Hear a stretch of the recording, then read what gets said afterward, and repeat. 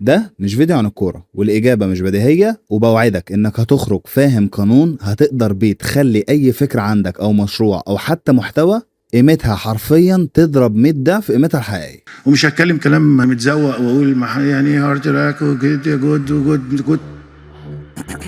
المغرب خسرت الكاس قدام السنغال وبعد شهرين رجع خدته تاني، بس مش دي المشكلة. المشكلة ان الماتش ده كان عليه مراهنات تقريبا ب 150 مليون دولار، والسنغال رفعت الكاس، الناس احتفلت، الرهان اتقفل واللي راهن قبض فلوسه. بس بعد شهرين حصل حاجة غريبة، الاتحاد الافريقي اصدر قرار اعتبر فيه ان المغرب هي الكسبانة، لكن الفيفا لسه ما اعترفتش بالقرار ده. ومن هنا بدأت الازمة، في ناس رهنت صح وخسرت فعايزة فلوسها، وناس رهنت غلط وكسبت ومش عايزة ترجع فلوس. طيب في حالة زي دي مين المفروض يرجع فلوس لمين؟ بعد الحوار ده كل ابلكيشن قرر الحقيقة بطريقته. في ابلكيشنز قالت احنا ملناش دعوة، السنغال كسبت في الملعب وخلاص، وابلكيشنز تانية قالت طالما الاتحاد الافريقي قال المغرب كسبت يبقى هنرجع فلوس بناء على القرار ده. الغريب بقى في الموضوع ده ان كل اللي حصل ده كان بسبب حرفيا ماتش واحد، ومع ذلك شركات المراهنات دخلت من وراه ومن ورا الحدث ده ملايين الدولارات. لو الماتش ده اتحط فيه مراهنات تعدي 150 مليون دولار، يبقى اكبر بطولة في العالم هيتحط فيها كام؟ This year's World Cup could break many records, including in sports betting. في الحقيقة وانا ببحث في الموضوع ده لقيت ان اصغر حاجة فيها هي قصة المراهنات، عشان بعيدا عنها القنوات دفعت اكتر من 4 مليار دولار عشان تاخد حقوق بس كاس العالم 2026، الشركات بتدفع ملايين عشان اعلان 5 ثواني فيه، المدن بتصرف مليارات عشان تستضيفه، وشركات الطيران والفنادق ده موسم العمر بالنسبة لهم. معنى كده ان تقريبا مفيش منظمة او شركة في العالم مش بتحاول تستغله. بس السؤال الحقيقي مش ليه بيدفعوا فلوس، السؤال ليه كاس العالم بالذات هو اللي بيحصل عليه الخناقة دي ومش اي بطولة تانية؟ يا ابني ده كاس العالم، كاس العالم، هي الإجابة كده. طيب واحد يقول لي يا لالا طب ليه إجابة ان ده كاس العالم مش بديهية؟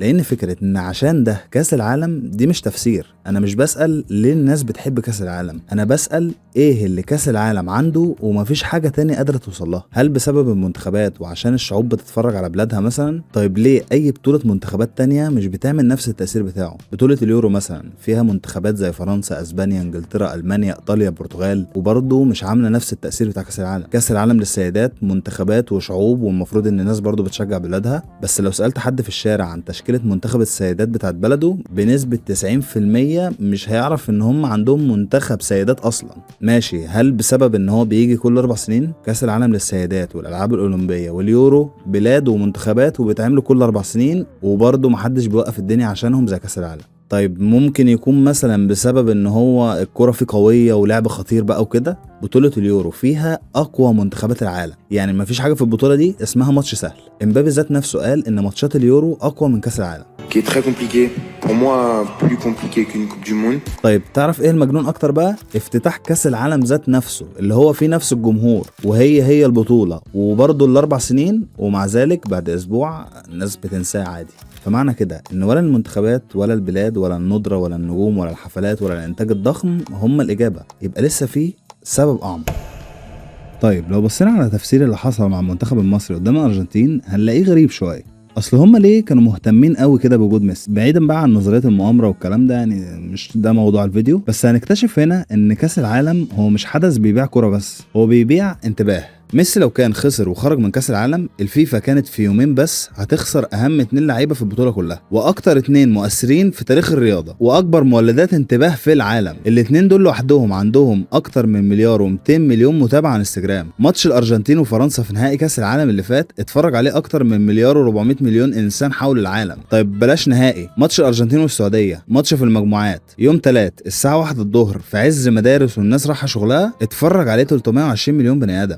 الموضوع كله مش ان الفيفا بتكسب من ميسي لانه لعيب، لا، بس الفكرة ان وجود ميسي في كاس العالم بيخلي ناس كتير تفتح التلفزيون، تشتري اعلانات، تتكلم عن البطولة، فالمشاهدات تزيد، الانتباه يكتر، والاهتمام العالمي وكمان المراهنات تضرب في السماء. وطبعا ده اللي كمان هيخلي جماهير اكتر تحضر، ومشجعين يسافروا امريكا ويصرفوا ويحجزوا فنادق وطيارات. يعني مش بس الفيفا هي اللي مستفيدة، تقريبا اي صناعة بتستفيد من كاس العالم هتاخد حتة بسبب وجود ميسي. فببساطة ليه نخرجه؟ سيبه. ودي مش صدفة، لأن كل ده وراه قاعدة معينة وبتحصل من زمن الزمن. عشان كده لازم نقف عند نقطة مهمة. لو رجعنا بالزمن شوية القانون هيوضح لنا اكتر، وهنكتشف ان الموضوع مش انتباه بس. اصل في حاجات كتير جدا بتجيب انتباه عادي يعني. لو الموضوع كان سهل كده كان اي حدث جاب انتباه عن طريق انه مثلا يعمل حاجة غريبة او مشكلة او حتى يجيب نجوم مشهورة وخلاص، وكان كله جري وصرف فلوس اعلانات عليه وخلص الموضوع. لكن الغريب هنا هو نوع الانتباه اللي كاس العالم بيقدمه. وفي الحقيقة احنا كان عندنا شخصية مصرية طبقت نفس قانون الانتباه ده بالظبط من 60 سنة وفي ظروف اصعب بكتير. ركز معايا في الجزء اللي جاي ده لان هو الفيديو تقريبا. زمان كان في ليله العالم العربي كله تقريبا الشوارع فيه بتفضى من البشر، القهاوي بتتملي، البيوت بتفتح الراديو، وكل واحد بيسمع نفس الصوت في نفس اللحظه على نفس الاغنيه، لدرجه ان مواعيد الناس كانت بتتظبط عليها واللي رايح مشوار كان بيأجله. وكمان ده ما كانش بيحصل كل فين وفين مثلا، لا ده كان كل شهر كل خميس بسبب شخص واحد، ام كلثوم. تخيل ان ست واحدة كانت كل شهر تقدر تعمل ان النهاردة مفيش شركة ولا منصة ولا نجم ولا حتى بلد كاملة تعرف تعمله. ان هي كانت بتجمع العالم العربي كله على نفس اللحظة. وهنا بيجي سؤال مهم، ليه شركات زي نايكي او اديداس او اي براند عالمي ممكن تعمل اعلان وتنزله على اليوتيوب ويجيب 100 مليون مشاهدة عادي، لكن لما كاس العالم يبدأ تجري وتدفع ملايين الملايين عشان يظهر اعلانهم لمدة 30 ثانية في النهائي مثلا؟ وهنا هيوضح لنا حاجة مهمة. معنى كده ان الشركات دي مش بتدفع عشان عدد مشاهدات، لان اليوتيوب مليان فيديوهات جابت ملايين المشاهدات عادي يعني. يبقى اكيد في حاجة اغلى من ان مجرد ان ناس كتير تتفرج. اصل لو فتحنا دلوقتي التشانل بتاعت فرقة BTS هنلاقي عندهم 81 مليون سبسكرايبر، فانز بملايين، بيكسروا ارقام خيالية، عندهم فيديو جايب اكتر من 2 مليار مشاهدة، وده رقم مرعب. زي ما انا قلت لك من شوية ان نهائي كاس العالم ذات نفسه وصل لمليار و400 مليون انسان. معنى كده ان فيديو BTS على اليوتيوب جايب اكتر من نهائي كاس العالم. وده ممكن لو هنفترض مثلا لما الشركات تشوفه تقول لك انا مالي بكاس العالم، BTS بتجيب اكتر بكتير يعني، انا هروح ادفع عندهم. لكن الشركات مش عبيطة، في مشكلة هنا كبيرة هم قافشينها، ان لما BTS بتنزل اغنية العالم ما بيقفش. ال2 مليار مشاهدة دول ما تجمعوش في نفس اللحظة، لا، في واحد سمعها في سنة 2020 وواحد سمعها في 2023 وواحد سمعها النهاردة. انما ماتش مصر مثلا مفيش حد هيقول انا هبقى اتفرج انا عليه بقى مع نفس الاسبوع الجاي، لا، كل الناس عايزة تشوفه دلوقتي مع صحابهم او اهلهم او حتى مع الناس في القهوة وفي نفس اللحظة بالظبط. وده لوحده حاجة تخلي شركات تغير اعلاناتها، تحط ميزانيات كبيرة، مطاعم تغير مواعيدها، رحلات تتأجل، وكمان ملايين الناس ترتب يومها عليه، وكلهم بيبصوا على نفس الشاشة لمدة 90 دقيقة، وكل ده عشان ماتش واحد. ومع مثال BTS بيفضل كمان برضو لسه في مشكلة كبيرة، المشاهدات دي اغلبها من اسيا، فهنا ناقص عنصر عبقري مش موجود غير في كاس العالم. واحد في مصر بيفرح، واحد في اليابان بيخاف، واحد في البرازيل بيعيط، واحد في امريكا بيشتم، وكلهم في نفس اللحظة بسبب نفس اللقطة. ودي حاجة تخلي كاس العالم الحدث الوحيد اللي موجود في زماننا بيعمل ده بكمية البشر دي. وهنا بيوضح النتيجة، مليار مشاهدة ممكن تبقى مليون شخص بس بيعيدوا نفس الفيديو 1000 مرة عادي، لكن مليار إنسان يعني مليار شخص حقيقي مختلف. وبكده القانون بقى واضح، كل ما ناس أكتر من خلفيات مختلفة عاشوا نفس اللحظة زادت قيمتها. وده مش في كاس العالم بس، خد القانون وقيسه مع اي حاجه طبقته في الحياه هتلاقيه بينجحها. ليه شركات الانتاج بتتخانق كل سنه انها تنزل افلامها في موسم العيد بالذات؟ ليه انجح المسلسلات واشهر الاغاني واقوى الاعلانات هتلاقيها نزلت في رمضان؟ ليه عرض مسرحيه العيال كبرت على التلفزيون كل عيد خلاها تفضل في الذاكره بتاعتنا مع انها اتعملت من 50 سنه؟ ليه احتفالات برج خليفه اللي بتتعمل كل راس سنه خلته من اشهر الابراج في العالم؟ باترن زي دي لوحدها قانون ممكن يغير اي حاجه على الكوكب، وحرفيا ما كانش ينفع تتساب كده. وده اللي خلى الشركات واي صناعه ما تحبش ان هي تستنى 4 سنين عشان تاخد نفس القيمه دي. وبعدين انا ليه كمان اخدها من كاس العالم بس؟ طب ما اصنعها انا ونعملها حتى لو بشكل بسيط. واقرب مثال على ده سنه 2020 لما شركه فورتنايت عملت اغرب تجربه محدش كان فاهمها وقتها.